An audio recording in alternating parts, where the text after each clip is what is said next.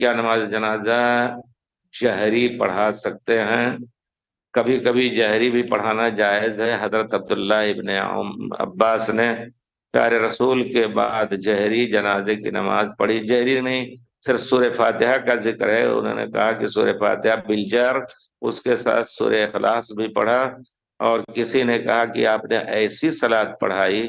کہ لوگ اس طرح نہیں پڑھتے ہیں، کہا کہ لِتَعْلَمُوا أَنَّهَا سُنَّۃ، میں نے اس وجہ سے ایسی پڑھی ہے کہ یہ جان لو کہ یہ بھی سنت ہے۔ اس کے علاوہ آپ تفصیل میں دیکھا ہے کہ فقہا کے کہ لوگ بہت سے ہوتے ہیں جن کو دعائیں وغیرہ نہیں یاد آتی ہیں،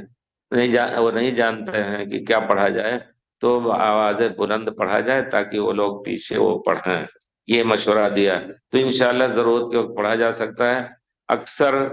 جو ذکر آیا احادیث میں، اس میں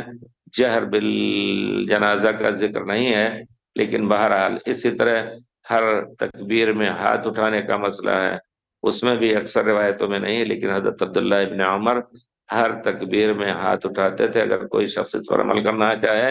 تو کر سکتا ہے، لیکن ایسے مسائل میں ہمارے مشائخ ہی فتویٰ دیتے تھے یا ہم لوگوں کو بتاتے تھے کہ اس طرح کے مسائل میں کبھی دونوں کو جائز سمجھا جائے، دونوں کو کر لیا جائے۔ مذہب کے پابند تو ایک ہی کو کرتے ہیں جو مذہب میں ہے، لیکن جب حدیث میں دونوں صحابہ سے ثابت ہے، یہ بھی کہ پیارے رسول کو دیکھا ہوگا انہوں نے، تو کبھی اس کو کر لے کبھی اس کو کر لے، یہ دونوں سنت اس طرح ادا ہو جائے گی۔ اور ایک کو جائز سمجھ کے دوسرے کو منع کرنا غلط ہے، جب ثابت ہے صحابہ سے بھی